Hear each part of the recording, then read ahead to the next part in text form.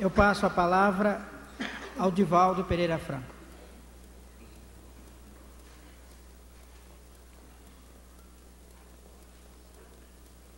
Excelentíssima Senhora representante do digníssimo prefeito desta cidade, excelentíssimas senhoras, excelentíssimos senhores, nobres irmãos maçônicos, queridos irmãos no ideal espírita, que nos abençoe Jesus, o amigo incondicional das nossas vidas.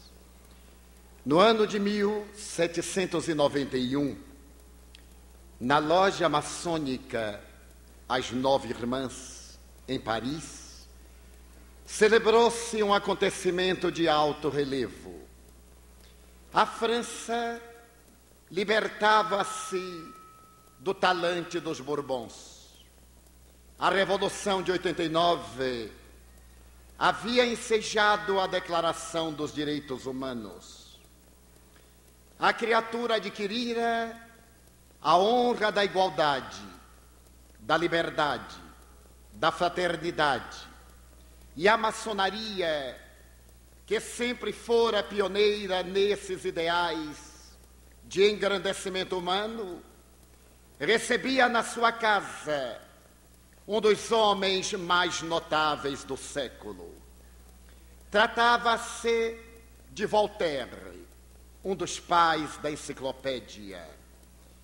No momento em que a palavra lhe foi delegada, porque ele recebia a iniciação no grau 33, o admirável Marie Arouet, erguendo a sua voz ainda clara, declarou a razão por que se tornava discípulo da ordem.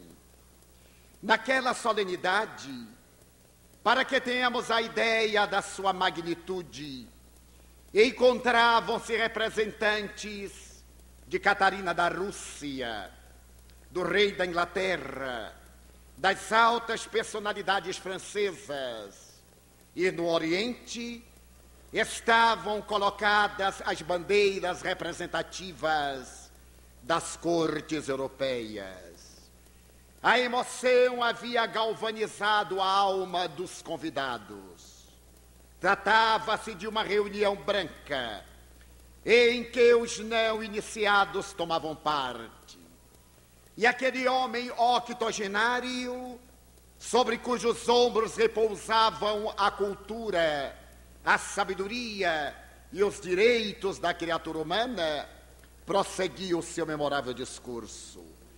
Faço-me maçom, porque encontrei nesta ordem sagrada os ideais da dignidade humana. Aqui eu tive a oportunidade de aprender a amar e a respeitar a criatura humana. Nesta casa, que abre as suas portas aos ideais revolucionários, aprendi também a amar a Deus. Invariavelmente disse que eu não acredito em Deus, e é uma verdade.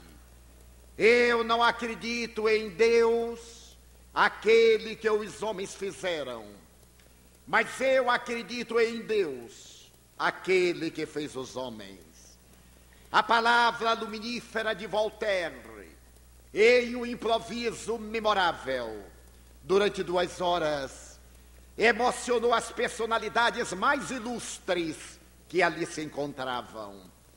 Ao terminar o admirável discurso, ele foi homenageado pelo jovem Benjamin Franklin. E se escreveria mais tarde que se estava no limiar de uma nova era. Franklin, o jovem, representava os ideais da futura tecnologia. Com Voltaire, encerrava-se toda uma era de realizações grandiosas de nobreza, de desenvolvimentos elevados que constituíam o passado. E desde aquele momento, a maçonaria, através dos seus landmarks, guardaria no recesso dos seus estatutos a veneranda figura de Voltaire como dos mais gloriosos marcos da sua história contemporânea.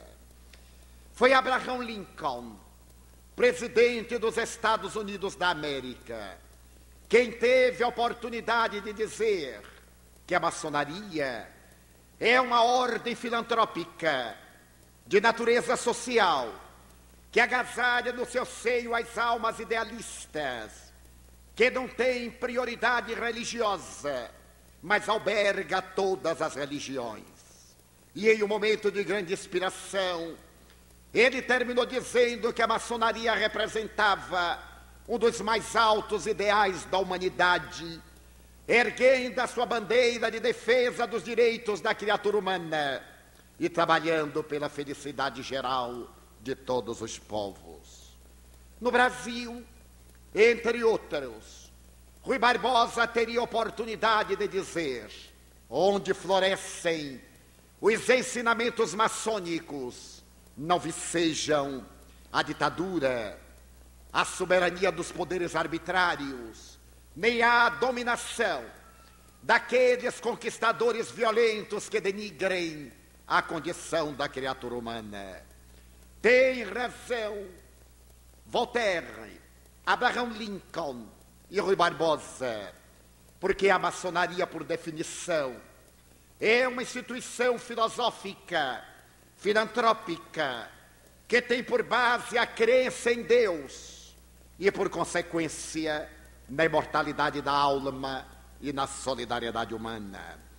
Nas suas reuniões, consagra-se o direito da liberdade e proclama-se a necessidade altruística da fé, objetivando essencialmente a dignificação da criatura ideal. A maçonaria tem as suas origens mais remotas na história do passado, desde os períodos recuados da Babilônia, da Síria, da Caldeia, na Mesopotâmia. Odiante do pensamento do povo hebreu, a maçonaria, sob outras denominações, vicejou historicamente até haver penetrado nas grandes grutas das margens do Mar Morto, onde se celebravam as memoráveis iniciações através da mensagem de libertação do homem no céu estrelado, onde o venerável mestre oferecia ao discípulo a oportunidade de ter o encontro com a sua consciência. A iniciação, àquela época simbólica, como ainda hoje, era um desafio aos valores morais e éticos do aprendiz. Abria-lhe horizontes dantes jamais sonhados, para que ele pudesse compreender o sentido, o significado da vida, e se viesse a entregar aos ideais enobrecedores em favor de um mundo melhor. A iniciação, na intimidade das grandes cavernas que circundam o Mar Morto, apresentava a ideia ancestral da origem do mundo, da criatura humana, através dos 4 elementos essenciais, mais tarde considerados elementos hipostáticos na Idade Média, em que o ser se levantava do chão, após rastejar, atravessava as labaredas de fogo, escutava as águas cantantes que jorravam do Oriente e sentia a doce brisa do vento perpassando-lhe pelos cabelos, até vencer os impulsos, domar o touro bravo das paixões e caminhar na direção de Ísis, de Osíris, para poder, diante do falo sagrado, perceber a grandiosidade da vida e a finalidade da entrega à criatura humana. Naquela oportunidade, fundamentando seus alicerces essenciais no Pentateuco mosaico, de onde retiram as bases do Templo de Salomão, para poder estabelecer as diretrizes do futuro, esta ordem sagrada, na tradição de todos os estudiosos da história, vai estabelecer que o universo provém da realidade de um olho que tudo vê, através de um triângulo, e que pode medir a realidade da vida com a perfeição do compasso. Da sua simbologia grandiosa, para poder vencer a ignorância ancestral e preservar na intimidade das almas esse sentido puro de união, de identidade e de perfeita manifestação do Espírito Divino no ímã de cada ser. Mais tarde, naturalmente, quando se estabelecem na Idade Média os poderes discricionários dos senhores feudais, quando se levantam os ditadores, e quando as doutrinas religiosas da ortodoxia ancestral proclamam a sua soberania sobre os destinos, a ordem maçônica levanta-se para poder defender o direito dos fracos, dos operários, já que a palavra maçom em francês é obreiro, para que ele tivesse oportunidade também de trabalhar de erguer as catedrais, os templos da fé, não apenas no mundo exterior, mas também na intimidade dos seus sentimentos. E a história nos conta que em todas as épocas depois do cristianismo e a partir do período medieval, a maçonaria levantou-se sempre contra quaisquer manifestações de arbitrariedades humanas. No Brasil, Dom Pedro I, por exemplo, recebeu em Niterói, na loja maçônica, o grau 33, ao lado do admirável Andrada e Silva.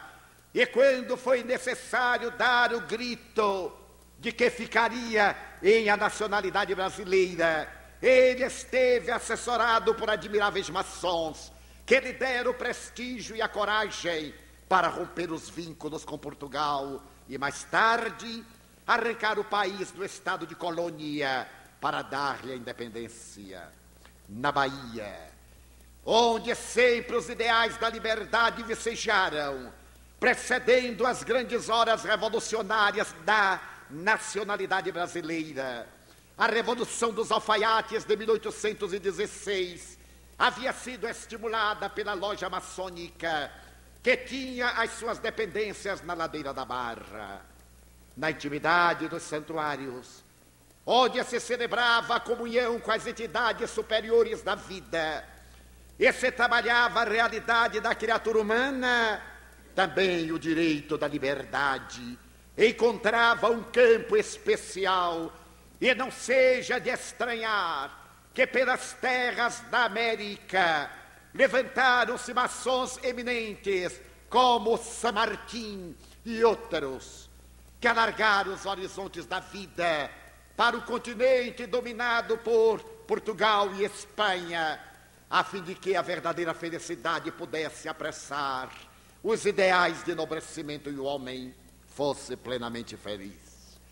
Com este ligeiro histórico, pretendemos homenagear a loja que celebra o seu 30º aniversário em uma hora de tantos conflitos da sociedade, em um momento de tantas dificuldades, de problemas, em que a tecnologia conduziu o homem às estrelas, mas não logrou libertá-lo do pau das paixões.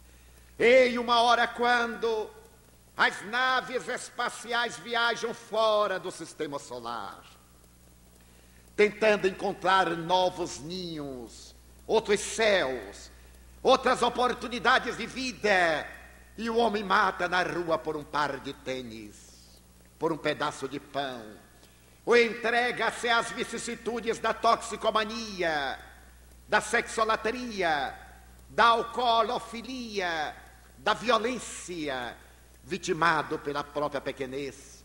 Neste momento grave, a boca de Jesus havia oferecido uma esperança que se veio concretizar na segunda metade do século XIX, quando uma doutrina de raízes filosóficas, de fundamentos científicos e de consciências religiosas ético-morais viria conclamar o homem para uma autoanálise, para que se aprofundasse na intimidade do seu próprio ser e encontrasse os objetivos da vida.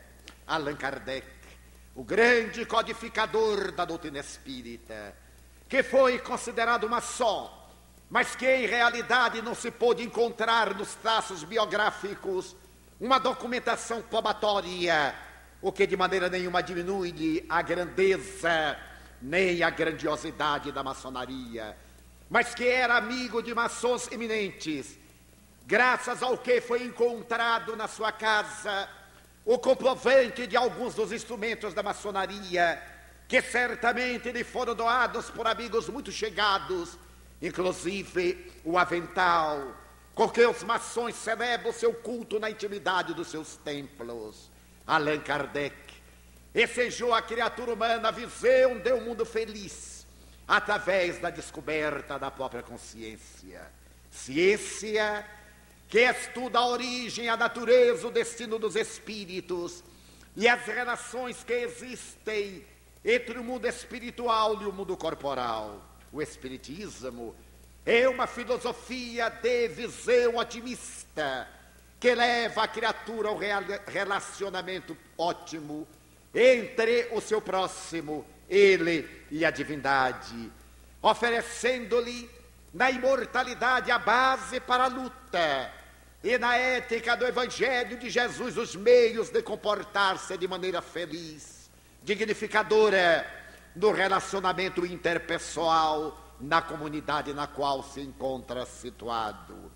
As duas doutrinas, não obstante com diretrizes diferentes, objetivo, mesmo fim, tornar a criatura humana plenamente feliz. E Allan Kardec, conforme se lê o Livro dos Espíritos, na questão 621, teve ocasião de interrogar as entidades venerandas, onde se encontra escrita a lei de Deus. E as entidades redarguiram na consciência, por ser a consciência da criatura o reflexo da consciência cósmica, por ser o homem o verdadeiro santuário da divindade, por significar esse ser que evoluciona, a grande meta, a finalidade, o objetivo, o significado da vida. Eis que, mais tarde, 100 anos depois de Allan Kardec, a psicologia, realizando um périplo de evolução, vai estabelecer com Carl Gustav Jung que o momento culminante da evolução antropológica, sociológica, psicológica do ser é o momento da aquisição da consciência.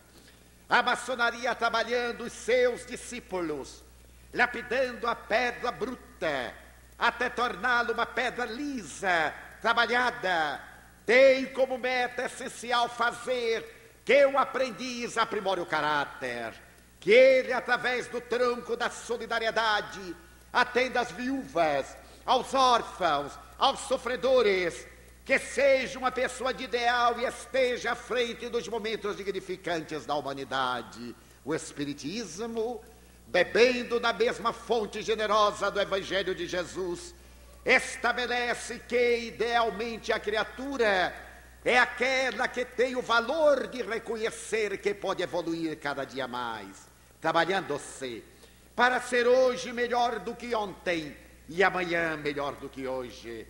O que equivale dizer ascendendo, lapidando as imperfeições, quebrando as arestas, e nesse atrito do dia a dia, facultando o desabrochar da divindade dentro dele, por cujo único caminho ele pode encontrar a plenitude. Odiernamente, a psicologia estabeleceu que a pessoa, do ponto de vista psicanalítico, é constituída por 4 elementos essenciais: a consciência, a personalidade, a identidade e o conhecimento. A consciência, do ponto de vista psicológico, é o momento em que o ego identifica os conteúdos psíquicos na medida em que tem conhecimento deles. Equivale dizer que somente seremos pessoas de consciência quando podemos identificar todas as nossas aspirações, quando podemos penetrar na intimidade das nossas realizações passadas e olhar para frente sem conflitos, sem desequilíbrios, com uma perfeita tranquilidade, identificando o que devemos fazer, o que podemos fazer e quando deveremos realizar. A visão de consciência junguiana supera a velha tradição do conhecimento. Antes da psicanálise, asseverava-se que uma pessoa de consciência é uma pessoa que sabe. Depois das experiências profundas em que o psiquismo adentrou-se nos conteúdos interiores do inconsciente, descobriu-se que saber não basta. É necessário aplicar esse conhecimento, porque muitas pessoas que conhecem são inconsequentes e muitas pessoas que não conhecem são conscientes.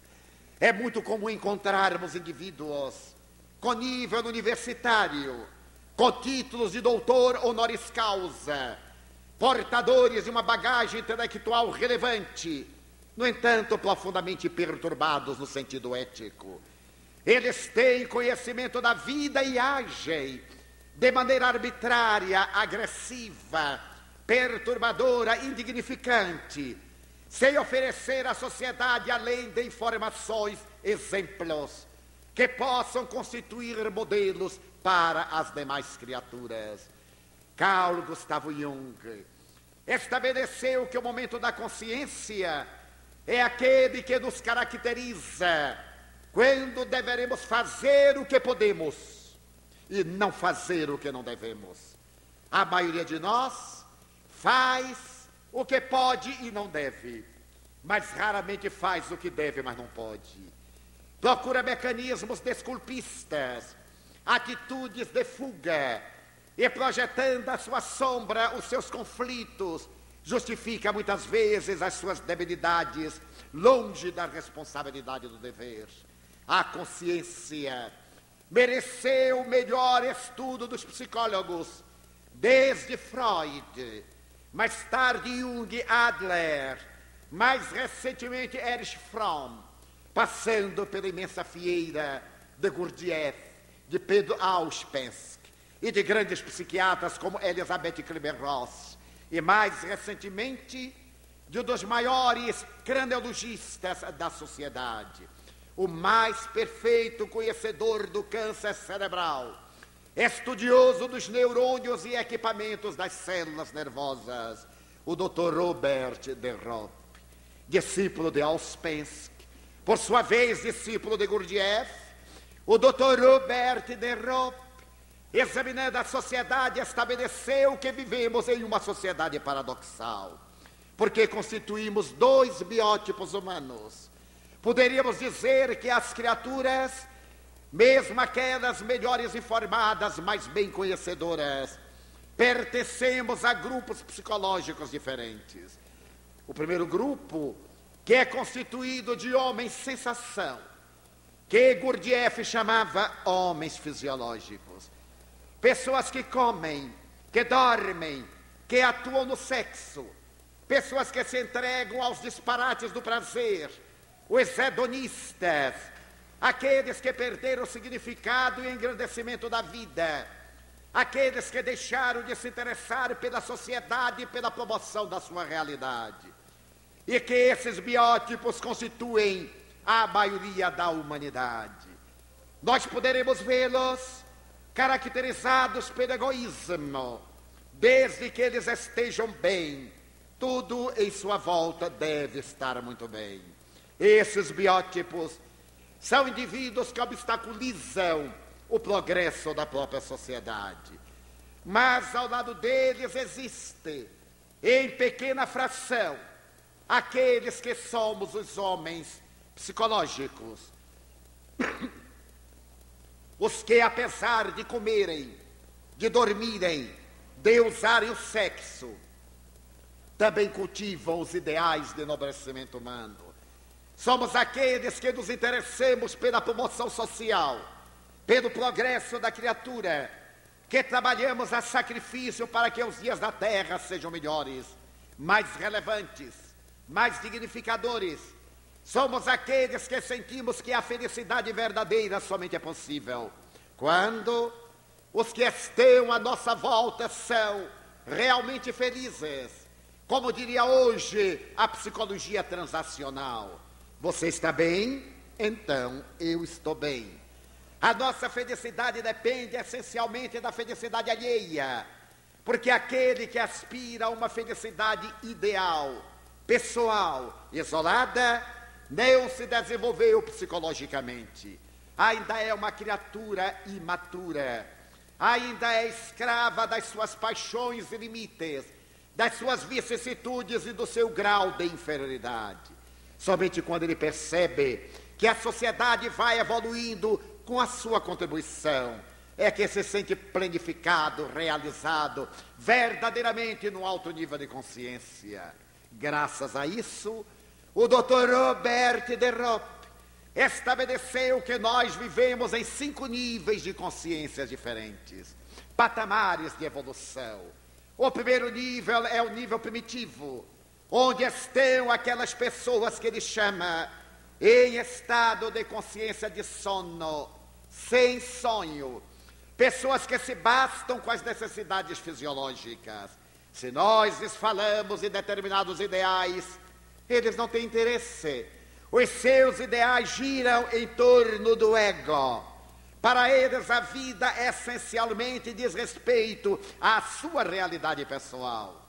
E por isso estão em um estado de sono sem sonho, onde as aspirações ainda não se desenvolveram. Inelutavelmente, diz o Dr. Robert de Ropp, que é reencarnacionista, este ser evolui, ele muda de patamar, e na segunda etapa ele é alguém que, embora se encontre na consciência de sono, ele tem verdadeiros momentos de sonho. Para que bem entendamos, o Dr. de Ropp diz que o espírito, quando mergulha na carne, a semelhança de uma pessoa que se adentra no escafandro, perde um pouco das suas possibilidades psíquicas. Ele entra no estado de bloqueio da razão. E quando não é um ser evoluído, ele permanece adormecido para os ideais de nobreza. Mas na segunda etapa, ele tem verdadeiros insights, vislumbres, sonhos. Ele já adere a qualquer corporação, a um trabalho de ajuda humana. Ele luta e torce por um clube, por uma doutrina religiosa, colabora numa quermesse, num baile de beneficência, num almoço de ajuda fraterna. Ele começa a sair de si, ele sonha com uma realidade maior. Inevitavelmente, ele passa agora a um terceiro patamar, que é a consciência de sono desperta. Ele já se pergunta: quem sou eu? Para que eu estou na Terra? Qual é o objetivo da minha vida? Depois que eu venha a morrer, o que acontecerá comigo? Será que a vida termina na sepultura? Ou que depois da vida existe vida? Nos patamares anteriores, a criatura não tem qualquer interesse, ou aceita uma doutrina de maneira cega e irracional, que não lhe exige qualquer esforço físico ou mental, ou simplesmente deixa de crer. É um acomodado que aceita essa postura de maneira irrelevante, inconsequente. Mas quando ele desperta para a vida, é importante dar um sentido maior à sua realidade, porque a vida física, por mais longa que pareça, é sempre tão breve.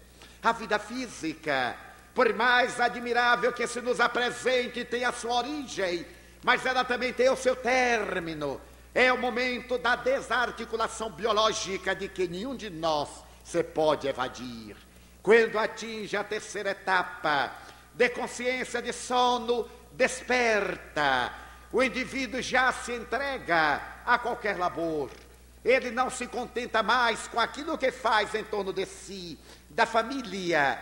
Ele percebe horizontes mais amplos e, ao identificá-los, ele atira-se para tornar a sociedade melhor, maior, mais ditosa. Ele dá a sua contribuição, fazendo que o mundo seja mais digno de ser vivido. Inevitavelmente, ele passa para a quarta etapa, a consciência que lhe dá a transcendência do ego. Eu sou importante, mas a minha importância está na razão direta da importância que eu atribua. A minha importância vale todo investimento nenhum que eu aplique a mim mesmo. Nesse momento da transcendência do ego, ele deixa de viver os seus interesses apaixonados e passa a viver os interesses da comunidade, cumprindo com seus deveres. Esse indivíduo agiganta a sua consciência, ele elastece a sua capacidade de ser e de realizar, e penetra no quinto nível de consciência, que é a consciência cósmica. Aquela consciência que se reportava o apóstolo Paulo: já não sou eu quem vivo, é Cristo que vive em mim. Ó Madre Teresa de Calcutá, a minha vida tem um sentido. Os meus pobres, que são os pobres mais pobres dentre os mais pobres, o Pasteur, mergulhar na intimidade do laboratório de pesquisa para encontrar a vida microbiana e salvar milhões e milhões de pessoas de toda a ingerência desses agentes destruidores. Ou de Marie Curie, com as mãos queimadas pela radiação do urânio, pedir às pessoas: deixe-me trabalhar. Eu necessito de trabalhar, chega de banquetes e de homenagens. Eu sou uma cientista, eu necessito de trabalhar. E volta ao seu pequeno e modesto laboratório no interior da Sorbonne, em um barracão sem aquecimento, e entrega-se às suas pesquisas na área da física nuclear e ganha pela primeira vez na história um segundo prêmio Nobel, vindo a morrer em consequência da sua dedicação à humanidade. É a consciência cósmica, aquela mesma consciência que levou Albert Schweitzer a abandonar a Europa, ele que se dedicava integralmente à música de órgão, a Wagner, aos mais admiráveis compositores, considerado o maior intérprete de órgão medieval, a abandonar tudo para cuidar dos negros de 13 tribos do antigo Congo belga. E de lá do silêncio da África equatorial francesa, em Le Barrené, ele fazer uma solicitação à Europa: mandem-me um marceneiro ou um carpinteiro para ajudar-me a construir a maternidade para os tuberculosos e os rancenianos, que têm necessidade de dar vida a outras vidas, porque as minhas mãos, que se dedicam à cirurgia, estão trêmulas de compulsar o machado, a enxó, o martelo, o serrote, e eu necessito de ter equilíbrio para salvar vidas. Ele penetrou nesse alto nível de consciência, o quinto patamar, a consciência cósmica que nos aguarda, a doutrina espírita. Trabalhando o homem integral, veio propor-lhe a reforma interior, baseando-se no Evangelho de Jesus e estabelecendo como meta prioritária o amor, neste momento em que os conflitos de toda natureza explodem, através da violência urbana, consequência inevitável das nossas pequenas violências. Vivemos o momento das arbitrariedades, em que autoridades com exceções perdem a diretriz da dignidade e tornam-se exemplos de corrupção e de mau exemplo. Até o cidadão, que desestimulado da luta pela nobreza, entrega-se também aos desajustes e deixa-se arrastar pela onda avassaladora do desequilíbrio, atingindo altos e alarmantes índices de desajuste social, de agressividade, de desinteresse, de violência, sob todos os aspectos considerados. Neste momento, portanto, caótico, o Espiritismo veio proclamar a urgência do verbo amar, veio repetir a lição de Jesus Cristo, quando interrogado a respeito do que era necessário para entrar no reino dos céus.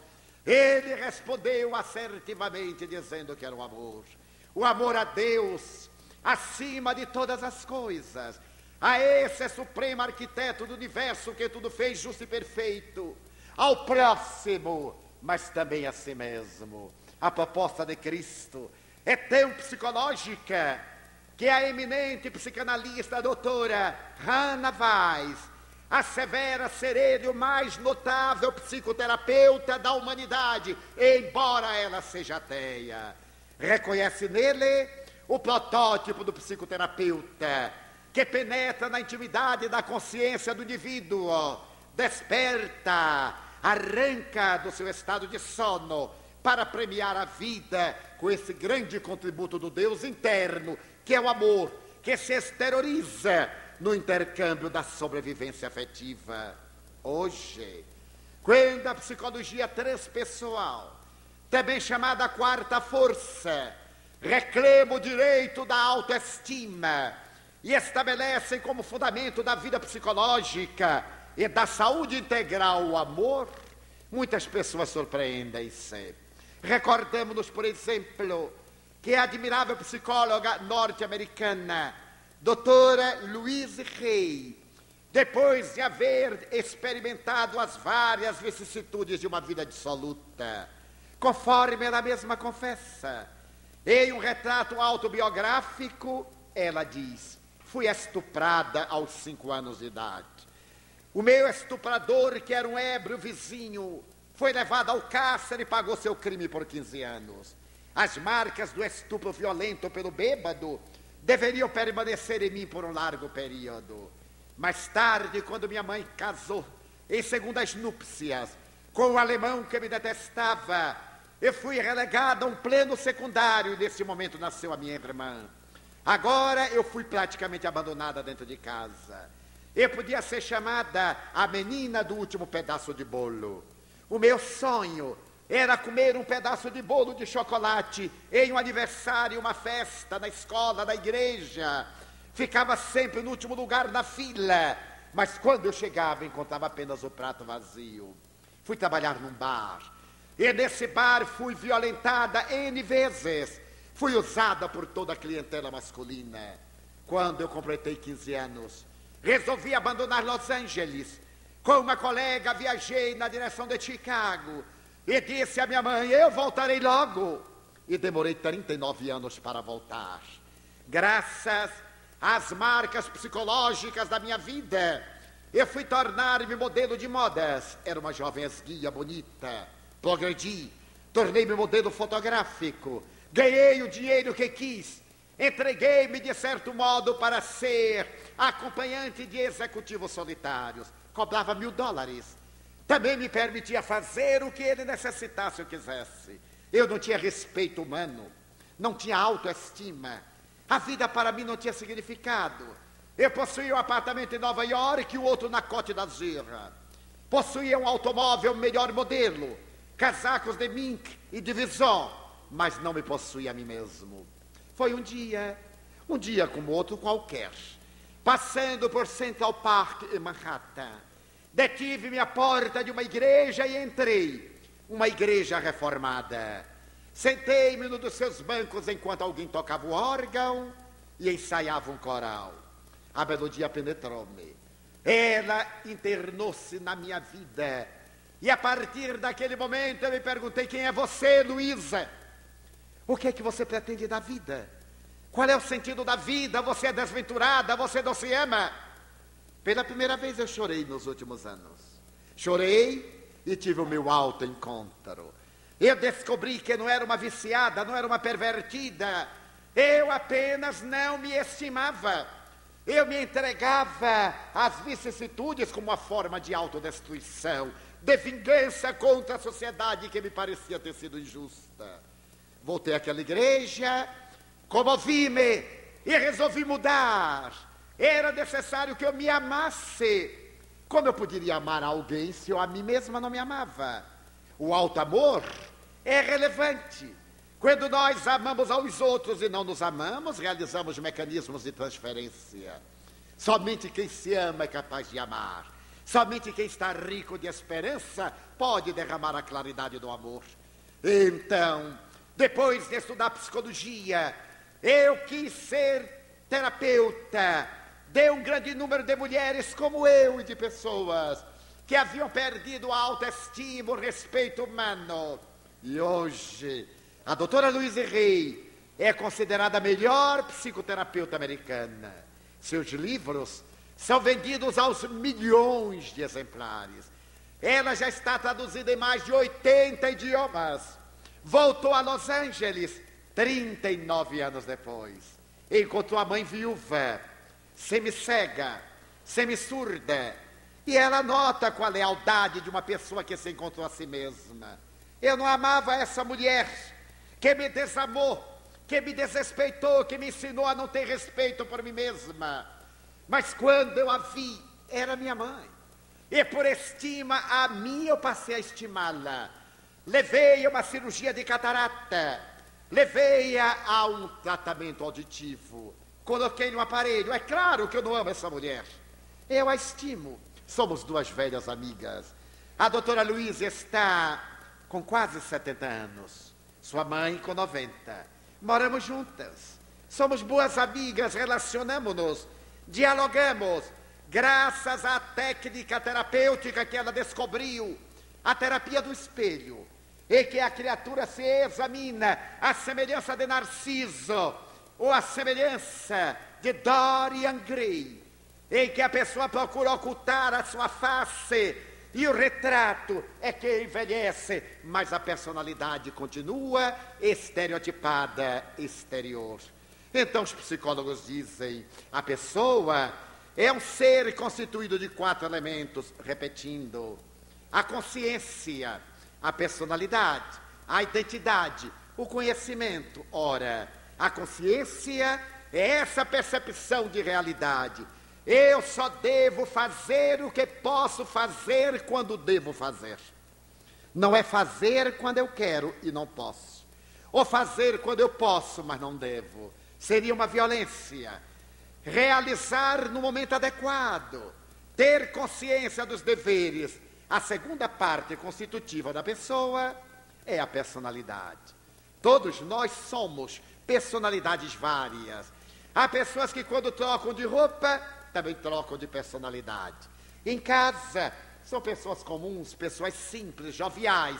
Mas quando vão a uma festa, ao banquete, usam traje de gala, mudam de personalidade, tomam empáfia, adquirem uma posição soberana. E a gente assim, imagina para fulano, vê?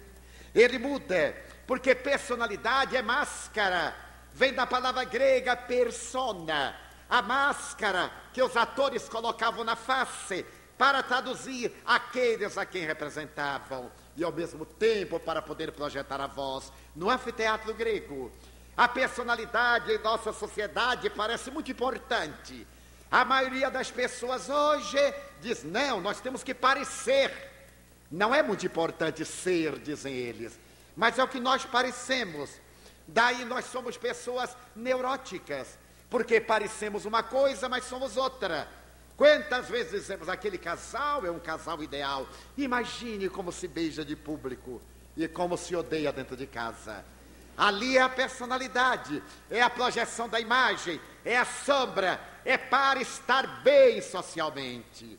A personalidade é qualquer uma coisa que nós vamos realizando para impressionar. É a viagem para fora. Isso constitui parte da criatura humana. A terceira parte constitutiva da pessoa é a identidade. Todos nós nos identificamos com vários fatores. Identificamos-nos com esta arte, com aquele sentido da vida. Nos identificamos com tal e qual dever. Nos identificamos com esse ou aquele prazer, esse ou aquele desporto. Nos identificamos com fulano ou beltrano. Todos temos uma identificação. Se perguntar, como é seu filho fulano? Bem, ele é um aficionado do futebol, ou do basquetebol, ou das drogas. Agora é mais fácil ser das drogas do que de outra coisa. E como é que é seu marido? Ah, ele é muito mulherengo. E aí a pessoa dá aquele riso conivente de que é uma grande coisa ser mulherengo. Demonstra que ele é um inseguro, é um instável emocionalmente. Não desenvolveu ainda a maturidade psicológica, porque o fato de viver variando é porque não tem segurança de si mesmo. Ele tem dúvida da sua potencialidade, da sua masculinidade. Por isso ele está sempre procurando desafios. Personalidade. Ele está identificado com o jogo da ilusão. E todos nós, de certo modo, temos a nossa identidade. A identidade com aquilo com o que convivemos e que nos impregna.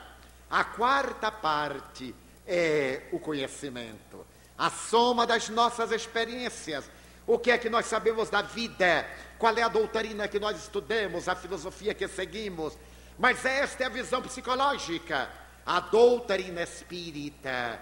Igualmente a maçonaria tem uma quinta parte constitutiva da pessoa, que é a individualidade. Se a personalidade é transitória, se o conhecimento é uma fase de experiência, se a identidade é um permanente crescer, o indivíduo é esta realidade eterna, o espírito imortal, que viaja através de várias reencarnações, e em cada etapa adquire experiências que vão sendo somadas para constituir a sua individualidade. Eu sou hoje a pessoa Divaldo, a persona que tem estas e aquelas características.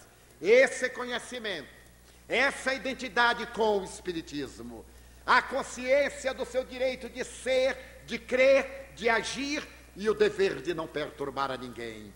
Mas, em realidade, na minha próxima experiência carnal, eu poderia ser Antônio Manuel, Margarida ou Josefa, mas eu serei a síntese de todas as minhas reencarnações. O Espiritismo, iluminando a psicologia, veio dizer que nós somos autores do nosso destino. Somos hoje o resultado das nossas experiências passadas. Seremos amanhã o resultado das nossas experiências futuras. A felicidade está diante de nós, desde que não seja uma felicidade hedonista, imediatista. Essa felicidade que se apoia no ter, mas aquela felicidade que decorre do ser. Em um dos livros sagrados dos Hebreus, o Talmud, há uma história muito peculiar. Narra-se que 2 judeus na terra tinham casas comerciais fronteiriças. Uma estava próxima à outra, em cada uma da qual se encontrava um dos hebreus. Eles eram bons judeus, frequentavam a sinagoga, eram bons pais, bons esposos, bons cidadãos. Mas quando eles chegavam à casa comercial, eram inimigos entre si. Quando o cliente entrava naquela casa, o de cá rebelava-se, erguia a sua voz e gritava contra Deus, blasfemava. Quando alguém entrava na casa deste, aquele erguia a voz desesperado, odiava-o e viviam numa larga pendenga. Porque fossem bons judeus, Jeová teve compaixão de ambos e mandou que um anjo viesse à terra com infinitos poderes para poder modificar aquela estrutura de animosidade injustificável. O anjo desceu, São Miguel Arcanjo, o poderoso, e olhou qual dos dois tinha melhores sentimentos. Aquele dali era mais generoso. São Miguel foi até ele e disse: eu sou o arcanjo São Miguel. Veio em nome de Jeová com uma incumbência muito confortadora. Eu venho dizer-te que é necessário acabar essa briga. Jeová está interessado que ambos se deem as mãos para ganharem a plenitude do reino. Então Jeová mandou que eu te dissesse que ele te dará tudo quanto tu queiras, desde que faças as pazes com o teu irmão. E o judeu disse: mas o que é que eu vou pedir a Jeová? O anjo, o arcanjo, que era muito sábio, disse: pede de dinheiro. Mas quanto eu vou pedir dinheiro? O que tu quiseres. O que tu quiseres, Jeová te dará. Então o judeu brilhou os olhos e disse: então eu pediria $100.000. Naquela época, o Cruzeiro Real e a URV não valiam nada. Mas $100.000, disse-lhe o anjo indagando. Pede-lhe $1 milhão. Pede-lhe $1 bilhão. É a Jeová, pede-lhe o máximo. O judeu disse: eu posso pedir $1 bilhão? Podes. O que tu pedires, Jeová te dará. Pois eu quero $1 bilhão. E já que era tão fácil o negócio, ele perguntou: eu poderia pedir também uma mansão? O anjo disse: pede-lhe 10 mansões, com quadra de tênis, com piscina, como tu imagines. Então o judeu disse: eu quero 10 mansões. E poderia pedir um automóvel? Sim. Não pede as carroças brasileiras, não. Pede 10 Rolls Royce. Mas 10 Rolls Royce? Olha, eu estou desconfiado, hein? Deve ter alguma condição. O anjo disse: é verdade. Há uma pequena condição. Qual é a condição? Jeová disse que tudo quanto tu pedires, ele te dará, mas dará em dobro ao teu amigo. Não, então eu não quero. Imagine, ele vai ficar mais rico do que eu. Mas, homem, tu vais ter $1 bilhão e ele terá 2. Tu vais ter 10 mansões, ele terá 20. Vais ter 10 Rolls Royce, ele terá 20, não quero.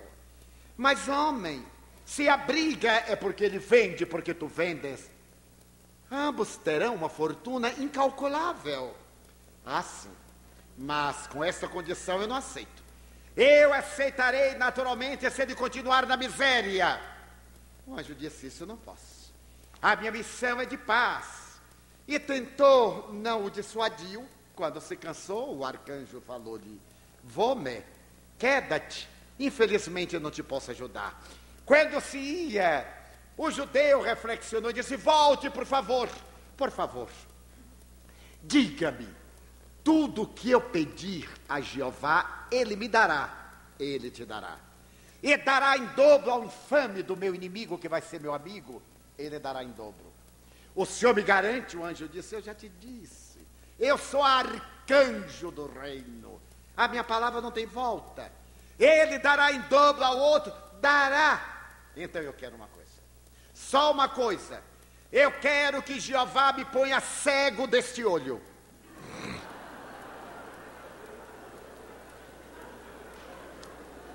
Porque a felicidade para ele era a desgraça do outro. Não era sequer ele ser realmente feliz. Aqueles que ainda estão na consciência de sono pretendem que a sua seja a felicidade ideal, sem acompanhamento. E a dos outros seja a tragédia. Quando atingimos esse nível da individualidade que é o espírito imortal, e podemos trabalhar no Evangelho de Jesus, na certeza da sobrevivência da alma. O meu futuro eu trabalho a cada instante, dia a dia, através dos meus atos. Se eu estou nesta oportunidade assinalado por dramas e problemas, eu poderei mudar, transformando-me para melhor. Eu sou o semeador.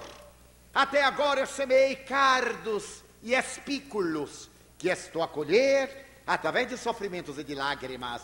Cumpro minha tarefa de semear esperança, de fazer sol, para poder desfrutar da felicidade e da plenitude. A proposta da maçonaria trabalhando o homem desde os recuados tempos do Mar Morto em Israel até a atualidade é a transformação moral do pedreiro, do discípulo, que se transforma em mestre, do aprendiz. A proposta da maçonaria da construção de uma nova sociedade, através do indivíduo no landmark número 19, e que ele tem o direito de agir, mas não tem o direito de se equivocar.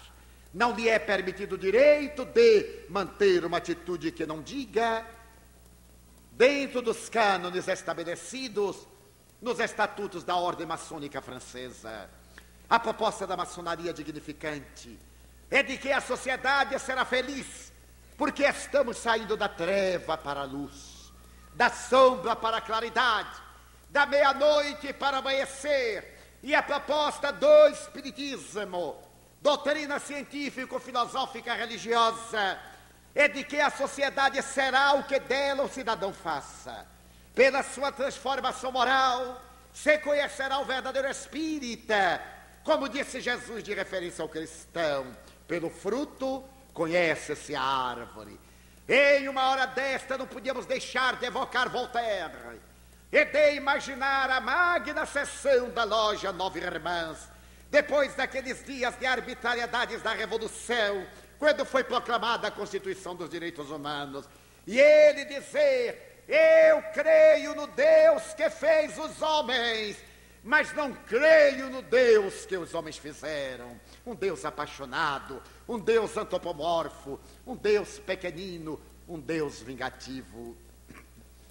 Revejo pela tela da imaginação aquele momento que antecedia uma alvorada nova, que foi a alvorada do século XIX, que nos deu os eminentes cientistas, que libertou a ciência do tacão da religião, que enriqueceu a humanidade com pensadores admiráveis, que nos deram a estrutura da filosofia, com homens de escola, como Allan Kardec, o codificador do espiritismo, Lázaro Ludovico Zamenhof, o criador do Esperanto, cientistas como Pasteur, como Liszt, Metchnikoff, como Hessen, como Koch, e outros que nos ensejaram uma vida mais ampla, pensadores como Bergson, Kant, Schopenhauer, que alargaram os horizontes e a visão da Terra, anunciando uma era nova,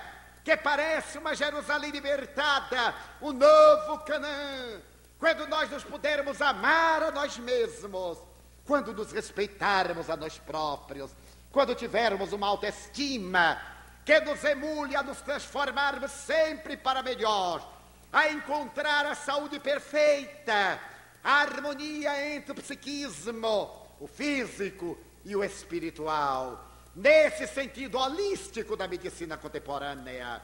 Quando chegarmos a esse ideal, daremos as mãos uns aos outros, e embora o tumulto que reina lá fora, os disparates que dominam nesta noite e as calamidades de cada dia, podermos dizer: ó Supremo Arquiteto do Universo, que tudo fizestes justo e perfeito, eu vos quero louvar. Há tanta coisa maravilhosa para agradecer, há tanta beleza para emocionar, que eu não tenho nada para pedir. Eu quero dar, quero dizer que a vida é bela, é consentida, é digna de ser vivida. Muito obrigado, Senhor, pelo que me deste, pelo que me dás, pelo ar, pelo pão, pela paz. Muito obrigado pela beleza que os meus olhos veem no altar da natureza, olhos que fitam o céu, a terra e o mar, que acompanham a ave ligeira que corre fagueira pelo céu de anil e se detém na terra verde salpicada de flores em tonalidades mil. Muito obrigado, Senhor, porque eu posso ver meu amor. Diante da minha visão, eu contemplo a humanidade, eu vejo a multidão e encontro os cegos, que tropeçam na escuridão, que andam na solidão. Por eles eu oro e a ti eu peço comiseração, porque eu sei que depois desta lida, na outra vida, eles também enxergarão. Muito obrigado, Senhor, pelos ouvidos meus, que me foram dados por Deus, ouvidos que ouvem o tamborilar da chuva no terreiro, a melodia do vento nos ramos do salgueiro e as lágrimas que vertem os olhos do mundo inteiro. Ouvidos que ouvem a música do povo que desce do morro na praça a cantar, a melodia dos imortais que a gente ouve uma vez e não esquece nunca mais, a voz melodiosa, candora melancólica do boiadeiro e a dor que geme e chora no coração do mundo inteiro. Pela minha faculdade de ouvir, pelos surdos eu te quero pedir. Eu sei que depois desta dor no teu reino de amor, eles voltarão a sentir. Muito obrigado pela minha voz, mas também pela voz que ama, que declama, que ensina, que alfabetiza, que ilumina, pela voz que trauteia uma canção e que o teu nome murmura com sentido e emoção. Diante da minha melodia, eu te quero rogar pelos que sofrem de afasia, aqueles que não cantam de noite, os que não falam de dia. Eu sei que depois desta prova, na vida nova, eles cantarão. Muito obrigado pelas minhas mãos, mas também pelas mãos que aram, que semeiam, que agasalham, mãos do amor e de ternura, que libertam da amargura, mãos de caridade, que apertam mãos de solidariedade, mãos de psicografias, de poesias, de sinfonias, de cirurgias, pelas mãos dos adeuses, que limpam feridas, que enxugam lágrimas e dores das vidas, pelas mãos que atendem a velhice, o desamor que no seio embalam, o corpo de um filho alheio a ser recém, e pelos pés que me levam a andar. Muito obrigado, Senhor, porque eu posso bailar, Diante do meu corpo perfeito eu te quero louvar, porque eu vejo na terra infelizes, aleijados, amputados, marcados, deformados, paralisados, desesperados, que não podem andar. Oro por eles. Eu sei que depois desta expiação, na outra reencarnação, eles também bailarão. Muito obrigado, meu filho, pelo meu lar. É tão maravilhoso ter um lar. Não é importante se este lar é uma mansão, ou uma tapera, se é um ninho, ou uma casa no caminho, uma favela, se é um bangalô, seja lá o que for. Mas é importante que dentro dele exista a figura do amor de mãe ou de pai, de esposo, de marido, de filho, de irmão, a presença de um amigo, alguém que nos dê a mão. É muito triste quando estamos na solidão, pelo menos a companhia de um cão. Mas se eu não tiver ninguém para me amar, nem um teto para me agasalhar, ou uma cama para me deitar, nem aí reclamarei. Pelo contrário, eu te direi: obrigado, Senhor, porque eu nasci. Muito obrigado, porque eu creio em ti. Pelo teu amor. Obrigado, Senhor, pela sua atenção. Obrigado, Senhor.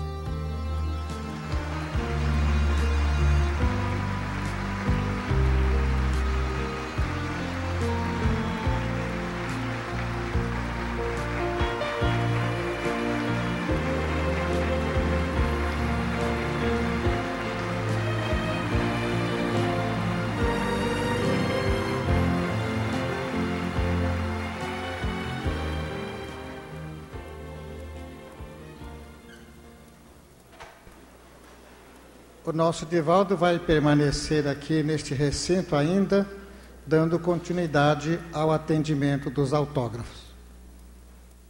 Antes de proceder ao encerramento da nossa reunião, eu gostaria de convidar a todos aqui presentes para um bingo beneficente que realizar-se-á no próximo sábado, dia 12 de março, às 20 horas, no São Vicente de Paula. Esse bingo destina-se exclusivamente ao auxílio do Lar dos Velhinhos, que, como todos vocês sabem, atravessa sérias dificuldades materiais. Eu agradeço a todos a presença nesta noite e declaro encerrado o nosso trabalho.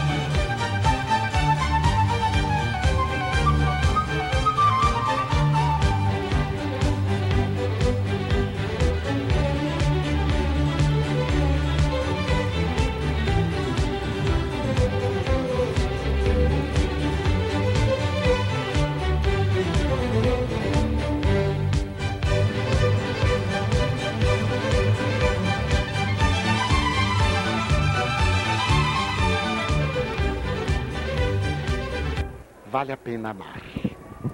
Quando amamos, adquirimos maturidade psicológica. Quando esperamos que nos amem, somos ainda criaturas na infância espiritual.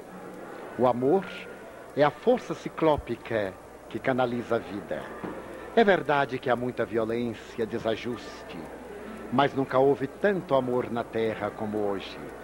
Quando eu me recordo da ONU, da Unesco, da Organização Mundial de Saúde Mental, da maçonaria, do Lions Club, do Rotary Club, da Cruz Vermelha Internacional, da Cruz Vermelha Nacional em cada país, e de outros tantos organismos que dignificam a criatura, os direitos do homem e da mulher, das minorias raciais, dos pequenos grupos, a humanidade avançou muito.